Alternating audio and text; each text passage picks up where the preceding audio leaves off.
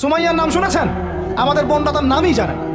ওরা জানে কি প্রোডাক্ট আসলো বাজারে, কোন পার্লারে গেলে কি পাওয়া যায়, কোথায় গেলে কি হয়, কোন মার্কেটে গেলে কি পাবো। মার্কেট ভর্তি মহিলা দিয়ে, ভর্তি মহিলা দিয়ে, গার্মেন্টসও তো ভর্তি মহিলা দিয়ে। পর্দা কতটুকু মেনটেন হয় সেটাও ভাবতে হবে। জব করতে দোষ নাই, জব করতে দোষ আছে, পর্দা কতটুকু ভাবতে হবে না? আমরা যে বস্তুবাদী এটা আমাদের রাস্তাগুলোই প্রমাণ করছে।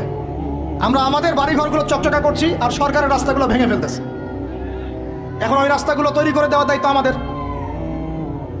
দায়িত্ব আমাদের না? অবশ্যই আমাদের, কারণ আমরা তো খেয়ানত করলাম, সরকারি মাল দড়িয়ামে ডাল এরকম চিন্তা করলাম। ওইদিকে যেতে চাচ্ছি না। বোনরা শোনেন, ভাইরাও শোনেন। সুমাইয়া স্বাধীন কখন স্বাধীন? যখন আবু জেহেল তাকে বলছে যে তুই এই জন্যই ইসলাম কবুল করেছিস যে মুহাম্মাদের সৌন্দর্য দেখে তুই তার প্রেমে পড়েছিস। নাউজুবিল্লাহ সাল্লাল্লাহু আলাইহি ওয়াসাল্লাম কি বলেছে বলেন? তুই মুহাম্মাদের সৌন্দর্য দেখেই মনে হয় তার প্রেমে পড়েছিস। নাউজুবিল্লাহ, আস্তাগফিরুল্লাহ। সুমাইয়া রাদিয়াল্লাহু আনহা তখন বাধা, হাত পা বাধা, হাত পা বের করার কোনো অপশন নাই, বাধা আছে। এক জটলা থুতু মুখে একত্রিত করে আবু জেহেলের মুখের উপর থু করে থুতু দিয়ে দিয়েছে। আর আপনারা তো জানেন যে একটা থুতুতে অনেক কিছু হয়, হয় না? একটা থুতুতে অনেক কিছু হয়।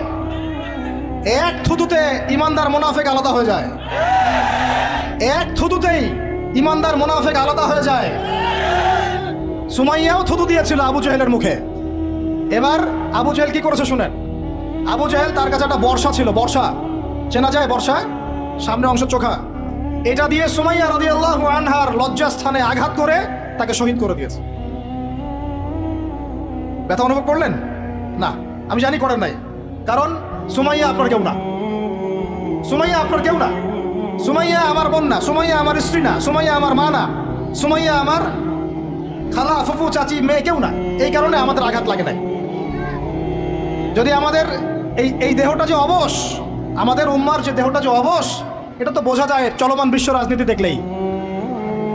বিশ্বের যে কোনো জায়গায় মুসলিমরা আঘাত পাচ্ছে, মার খাচ্ছে, নির্যাতিত হচ্ছে।